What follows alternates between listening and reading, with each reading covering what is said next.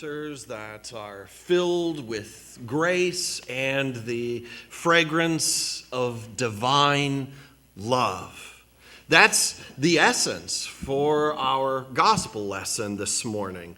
But these encounters are very real. They happen often in our own lives. In fact, I think it's safe to say that I had just such an encounter recently myself. Now, as most of you know, just a couple of weeks ago, I was blessed to be participating in the National Buddhist Christian Dialogue with the National Council of Churches as part of the interfaith work that I've been doing for our Council of Bishops. The dialogue itself was wonderful. We had some great and meaningful conversations, and some deep connections were formed there. But it was after the dialogue that something that was just, really cool that happened to me afterwards.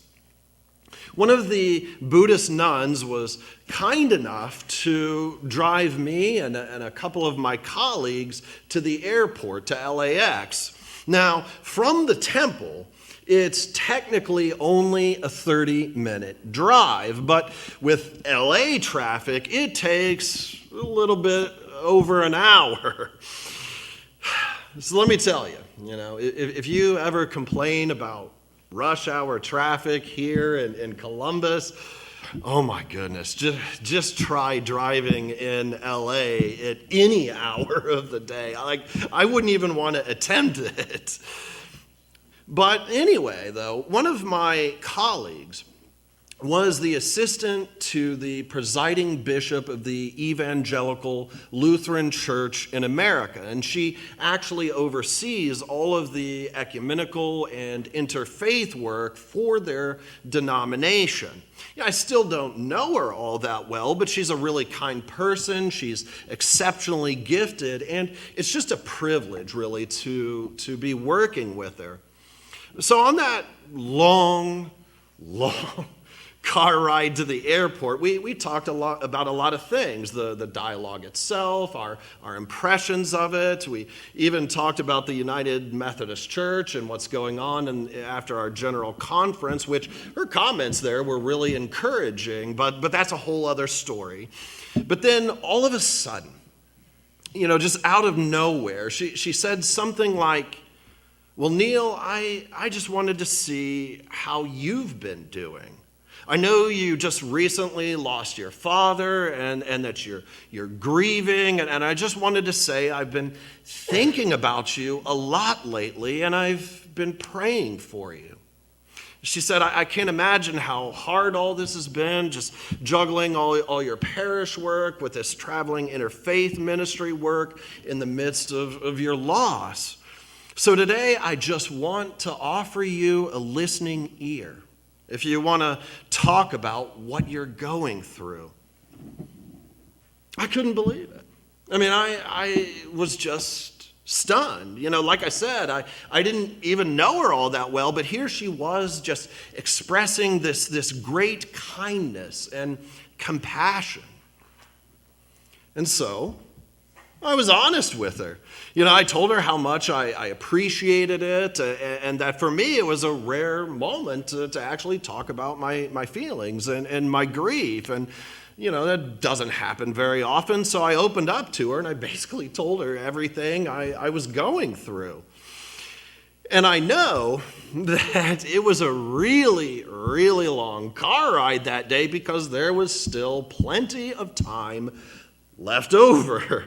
And so later on in the conversation, she proceeded to tell me that her father had just been recently diagnosed with terminal cancer himself, and now she was just beginning to navigate this agonizing space that I've just been through this past couple of years.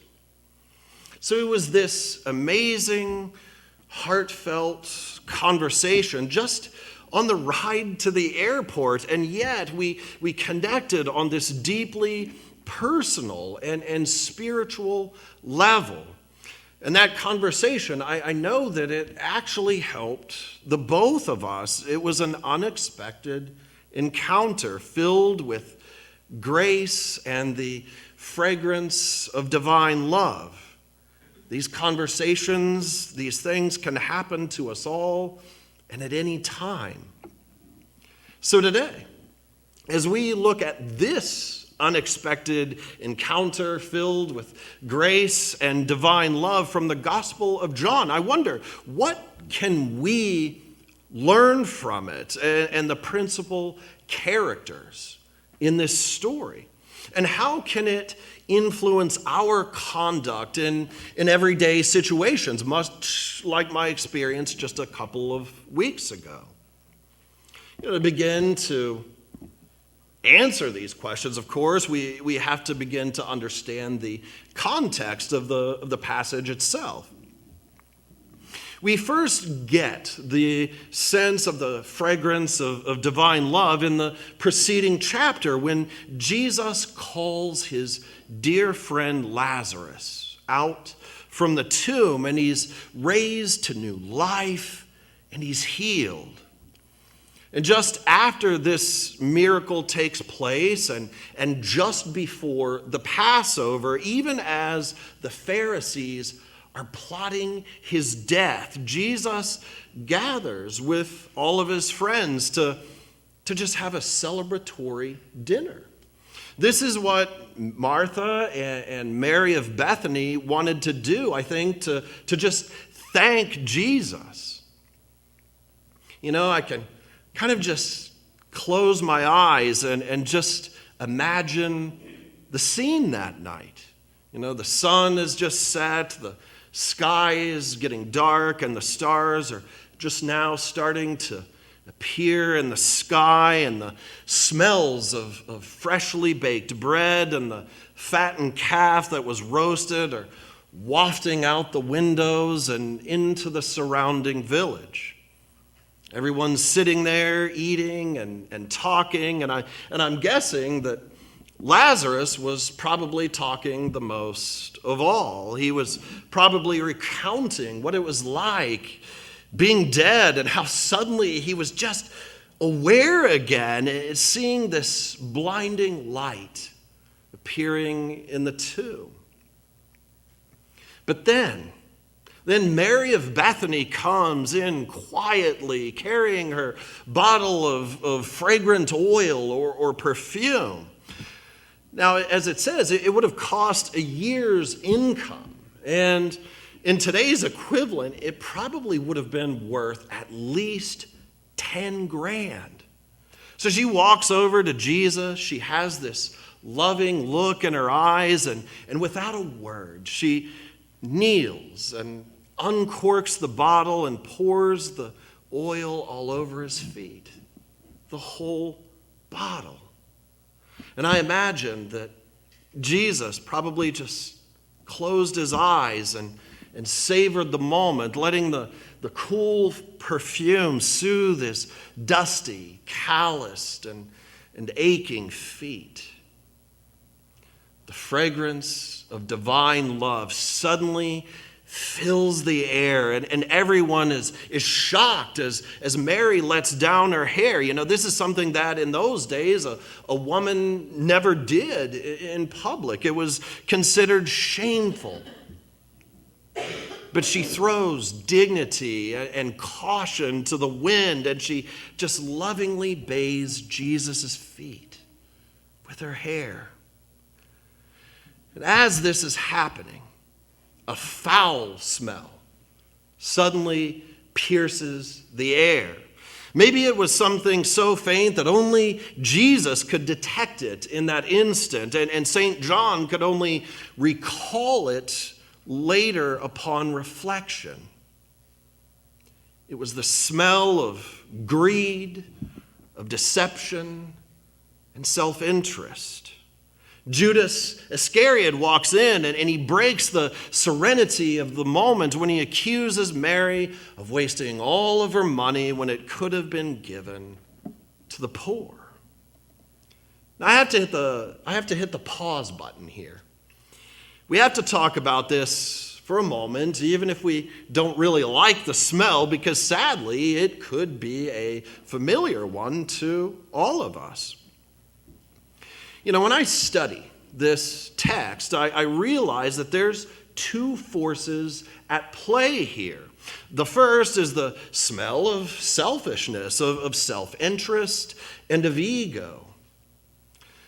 But now, when I refer to self-interest as being sinful activity, I have to be careful here, because acting out of self-interest isn't always sinful. I'm standing up here today, and I can say unequivocally that I have goals and I have ambitions. My friends, there's nothing wrong with that. Speaking of the Buddhist dialogue, His Holiness the Dalai Lama has always taught that as human beings, we all just want to live a happy life.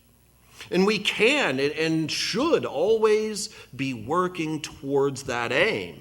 In the Christian tradition, we say that this is just a faithful way to steward one's life. But like all good things, they can become bad things. They can become idols. Judas in the story particularly reminds us of the type of selfishness and self-interest that just cuts us down. As one commentator puts it, he said this: selfishness fails to balance our concern for others and robs us of being contributing members of God's community. It creates spiritual blind spots that centralize our affairs and minimizes the issues of others. So in other words, our own self-interest can become sinful or missing the mark when we get to such a point where the world just revolves around us and what we want and what we think we need, and worse still, what we feel that we're entitled to. Spiritual blind spots. In this season of Lent, if I'm being perfectly honest with myself, I don't feel all that removed from Judas's motivations here. Let's be real. He looks at the expensive bottle of perfume before Mary opens it, and he sees dollar signs. He sees an opportunity. I think we've all done that at one time or another. At least we've had those sort of inclinations. You see a door opening somewhere in your life, a door that might lead to an advantage, say, maybe in your career or in your investments. It might be some kind of an unfair advantage. It might not be entirely honest, but the opportunity is there, and so you grab it, or maybe you don't, and then you find yourself second-guessing your decision for days and weeks on end. So this smell, strong and repugnant as it is, it entices us more than we care to admit. We catch its scent and we can't help but follow after it, thinking that it might benefit us in some way. Our culture obviously promotes this kind of behavior to get ahead at any cost, so much so that it becomes so ingrained in us that we can do these things without even thinking about it. Western culture promotes this idea of this never-ending quest for more, and so greed, it becomes inevitable in all of us. Or maybe, just maybe, it can be a relational thing. You've all heard of quid pro quo, or you scratch my back and I'll scratch yours. We can become mercenaries even in our own relationships. We can exploit one another for our own gain. We can seek out a relationship specifically to gain some kind of advantage. And we see that sort of thing happening all the time in modern politics. And this is a sort of a tough thing to say, but I think this kind of mentality is a major part of the cause of all the divorce and just broken relationships that have swept across our country. We can get so caught up in this idol of self, of it's got to be my way or the highway, that we end up creating false ideals of what even our relationships should look like. We demand this perfection so much in our culture that we become unwilling to just work at things. We become unwilling to compromise, and we fail to realize that a successful relationship is all about the willingness to sacrifice, to give of oneself completely. That's why when my wife and I, when we got married, we were both adamant that we didn't want to actually write our own vows.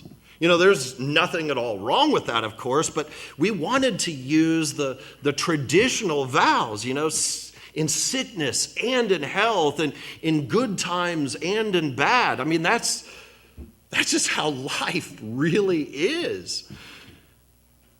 But Judas, or Moneybags as I like to call him, he just wanted to get ahead. He would have been perfectly at home in our world today. So I think that these are all things that we have to work against, to override. And we can begin to do that when we look at the example of Mary of Bethany. Hers was the fragrance of grace and divine love. These past few weeks, we've been hearing about how God's love resembles both that of a mother and a father. And today we hear of how much Jesus loved Lazarus, Mary, and Martha. And Mary, she wants to reciprocate that same kind of love. That's what she does here. Everything that we've been talking about these past few weeks, Mary takes it all to heart, and she does what God does. She loves with God's kind of love. She gives her very best when she comes before the Lord. It's totally selfless. In church, I want us to do the same thing.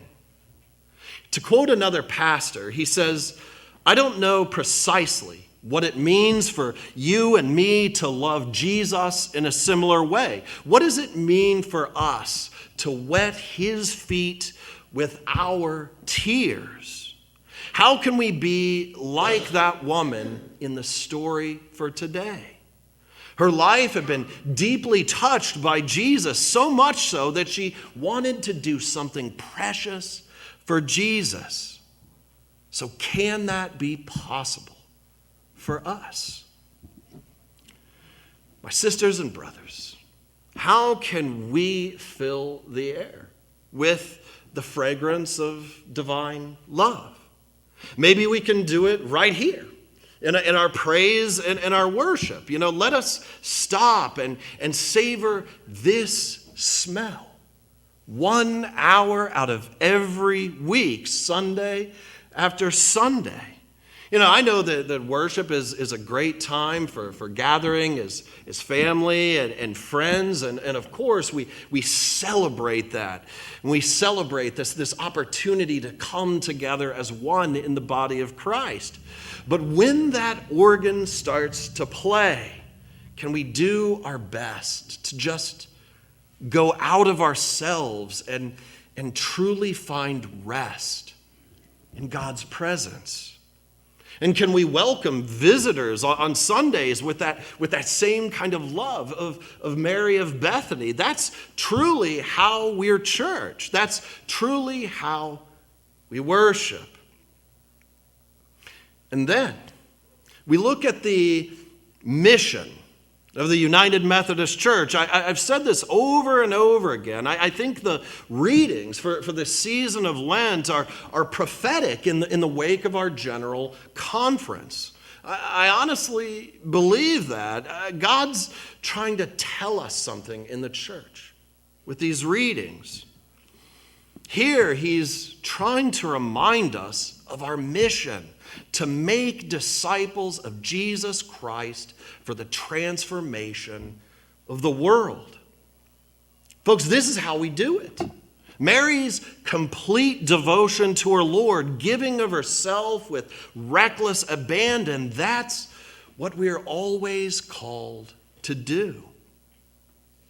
And that, my friends, is how the Spirit will win the day, no matter what kind of votes come down from on high, no matter whether there's a split or whatever happens.